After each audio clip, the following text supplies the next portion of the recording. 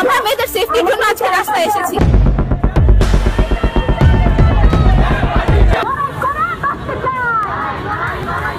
ভারতের আইডিকল হাসপাতালে নারীকে ধর্ষণ ও হত্যার বিচারে ফুঁসে উঠেছে জনগণ।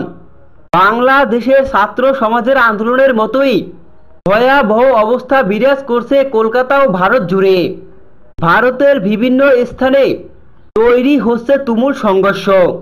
ভারতের সমস্ত রাজপথই যেন গণজোয়ারে পরিণত হয়েছে। প্রতিনিয়ত গণ আন্দোলনে সামিল হচ্ছে ভারতের মানুষ। কঠিন থেকে কঠিনতর অবস্থা বিরাজ করছে ভারত জুড়ে। ভারতের ছাত্র, চিকিৎসক ও সমস্ত স্তরের লোকজন তাদের ভয়াবহ আন্দোলনের মুখে বিপাকে পড়েছে মমতা ব্যানার্জি সরকার। টালমাটাল অবস্থা হয়ে গেছে মমতা ব্যানার্জির। মেডিকেল কলেজ হাসপাতালে নারী চিকিৎসককে ধর্ষণ ও হত্যার প্রতিবাদে জেগে উঠেছে বিশ্বের সমস্ত মানুষ। ভারতবর্ষ ছাড়াও বিভিন্ন রাষ্ট্রেই আন্দোলন করছে শিক্ষার্থীরা।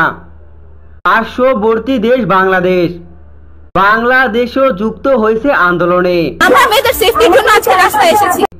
ভয়াবহ আন্দোলন পালন করছে বাংলাদেশ, নারী হত্যা সুষ্ঠু বিচারের দাবিতে।